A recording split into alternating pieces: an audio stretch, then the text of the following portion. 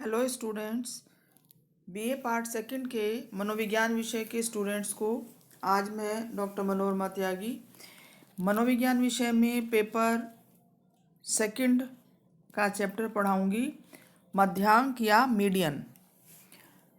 इससे पहले वीडियो में मैंने आपको बताया था केंद्रीय प्रवृत्ति की कौन कौन सी माप होती हैं और केंद्रीय प्रवृत्ति की माप में मध्यमान कैसे निकालेंगे ये मैंने आपको बताया था। मध्यमान की विशेषताएं, मध्यमान का उपयोग कब और कहाँ होना चाहिए, और इसके अलावा केंद्रीय प्रवृत्ति की माप जो दूसरी माप है वो है मध्यांक या जिसको मीडियन कहते हैं। मीडियन का अर्थ है कि किसी समूह के प्राप्तांकों को आकार के अनुसार व्यवस्थित करने पर वह बिंदु जिसके ऊपर तथा नीचे बराबर अंक की आवृत्ति होती है उसको मध्यांक कहते हैं। जैसा कि इसके नाम से ही पता चल रहा है, मध्य का अंक मध्यांक। कहने का मतलब है कि मध्यांक वो अंक है किसी भी आवृत्ति वितरण में जो आवृत्ति वितरण के बीच में पड़ता है और इसलिए उसको मध्यांक कहा गया है। मध्यांक की अगर हम विशेषताएं देखें तो सबसे पहली जो विशेषता है मध्यांक की वो ये है कि यह माप अंक वितरण के ठीक मध्य वाले मान अथवा संख्या को बताता है। अर्थात मध्यांक का अर्थ है कि जो अंक वितरण है या आवृत्ति वितरण है उसके बिल्कुल ठीक बीच में जो मान है अथवा जो संख्या है वो हमारा मध्यांक है। दूसरी विशेषता उसकी ये है मध्यांक की कि इसकी गणना में अंक वितरण में सम्मिलित पदों की संख्या का ही प्रभाव पड़ता है, ना कि पदों की मूल्यों और मानों का।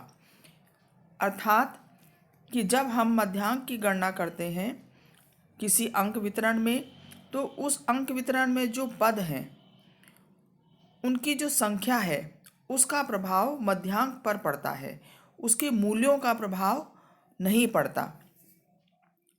तीसरी जो विशेषता है मध्यांक की वो है कि मध्यांक किसी एक अंक वितरण के विभिन्न पदों के मानों पर आधारित न रहकर पदों की संख्या पर ही आधारित रहता है। अर्थात मध्यांक किसी एक अंक वितरण के विभिन्न पदों के मानों पर आधारित न रहकर पदों की संख्या पर ही आधारित रहता है, मतलब पदों की संख्या का उस पर प्रभाव पड़ता है।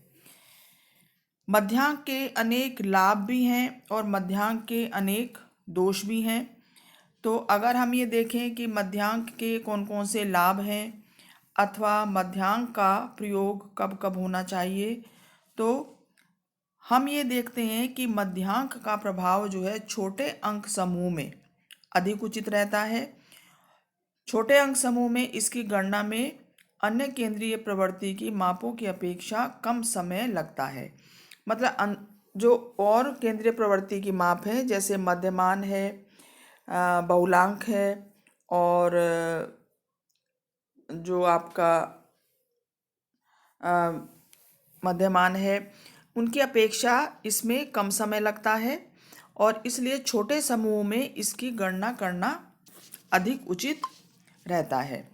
दूसरा, इसका प्रयोग उस स्थिति में भी उपयुक्त रहता है जबकि अंक वितरण अपूर्ण हो अथवा जब अंत के या आरंभ के कुछ वर्गांतर या अंक छूट गए हों।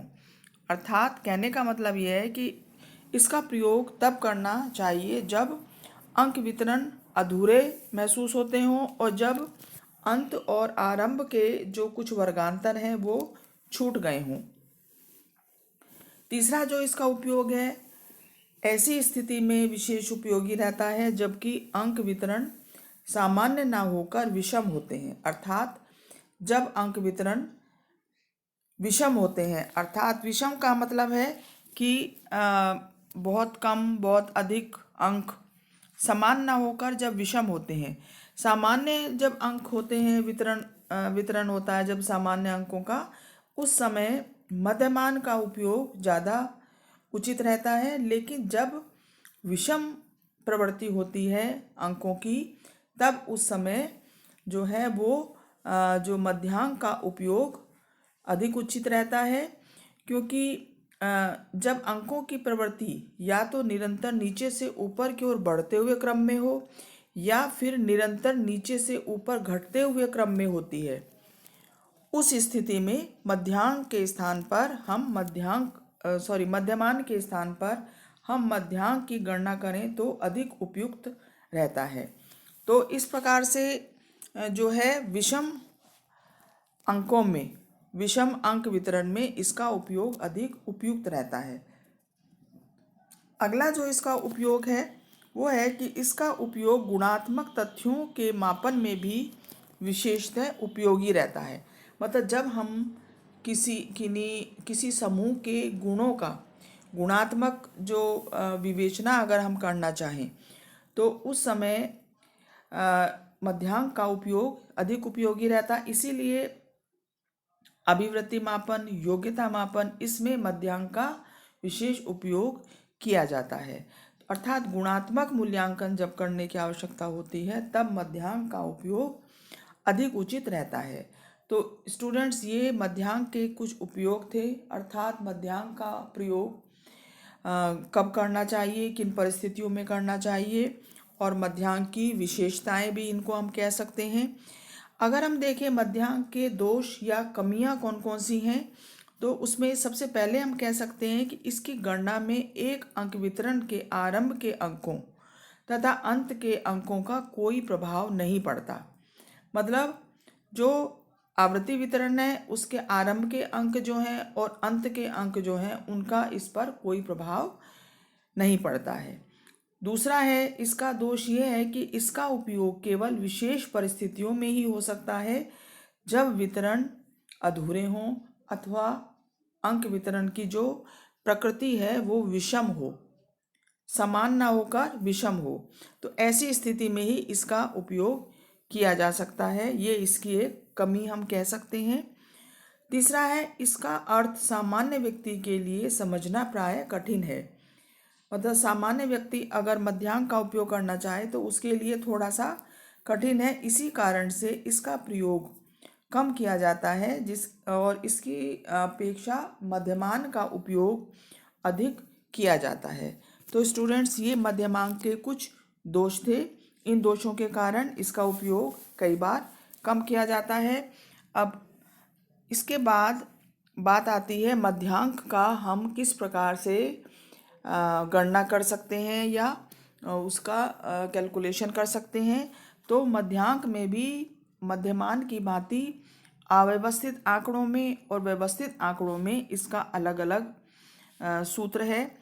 तो यहाँ पर मैं आपको मध्यांक की गणना अव्यवस्थित आंकड़ों में एक बार बता देती हूँ कि अव्यवस्थित आंकड़ों में इसकी जो सूत्र है वो है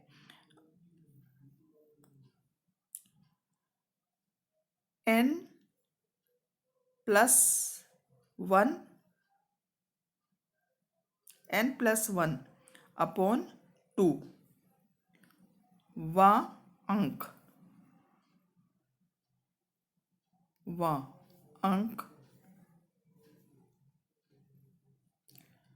मतलब कहने का मतलब है कि n जो है, जितनी संख्या हैं वो हम जोड़ लेंगे सबको, जितने भी अंक हैं उनको सबको जोड़ लेंगे, उसमें एक प्लस कर देंगे और उसको 2 से भाग दे देंगे। जो संख्या आएगी वो अंक जो है, उस स्थान पर आने वाला अंक, वो अंक नहीं, उस स्थान पर आने वाला अंक जो है वो मध्यांक होगा। तो इसमें हम क्या करते हैं कि सबसे पहले अंकों को व्यवस्थित कर लेते हैं। जैसे उदाहरण के लिए जो अंक हैं वो है 1, 2, 4, 6। तो इसको सबसे पहले हम क्रम में लगा लेंगे। जैसे 1, 2, इसमें जैसे 8 भी ले लो आप, 3 भी ले लो। हाँ, तो 1, 2, 3, 4 और 6, इस तरह से इसको पहले व्यवस्थित कर लेंगे। व्यवस्थित करने के बाद इनको जोड़ लेंगे। तो इनका जोड़ आ रहा है 2 1 3, 3 और 3 6 और 4 10 और 6 16। तो इनका जो जोड़ आया वो आया 16 प्लस 1, सूत्र अगर हम लगाएं, और अपॉन 2, ये हो गया 16 और 1 17, और 2 17 को आप 2 से डिवाइड करेंगे तो ये आएगा 8.5। 8.5 इसका मतलब है जो हमने व्यवस्थित किए आंकड़े, उसमें जो 8वां अंक है ये और जो 9वां अंक है उन दोनों को जोड़ देंगे, और उसके बीच का जो अंक है वो हमारा मध्यांक होगा। तो इस तरह से हम अव्यवस्थित आंकड़ों में बहुत सरलता से हम निकाल सकते हैं। मान लीजिए ये संख्या हमारी जो जोड़ है ये मान लीजिए 18 होता, और इसको हम 2 से भाग करेंगे तो हमारे पास आएगा 9। अब ये 9 की संख्या पूरी आ रही है। 8.5 में तो 8वें स्थान पर और 9वें स्थान पर जो आएगा उन दोनों को जोड़कर उसका आधा करना है। लेकिन अगर संख्या पूरी आ रही है, जैसे ये 9 है, तो 9वें स्थान पर जो भी अंक होगा वो हमारा मध्यांक होगा। तो अव्यवस्थित आंकड़ों में किस तरह से हम मध्यांक निकालेंगे ये मैंने आपको बताया, और मुझे उम्मीद है आपको ये टॉपिक समझ में आ गया होगा। अगले वीडियो में मैं आपको बताऊंगी मध्यांक की गणना जो है वो व्यवस्थित आंकड़ों में किस प्रकार से की जाएगी। तो तब तक के लिए स्टूडेंट्स अगले वीडियो में फिर मिलते हैं। Thank you so much students.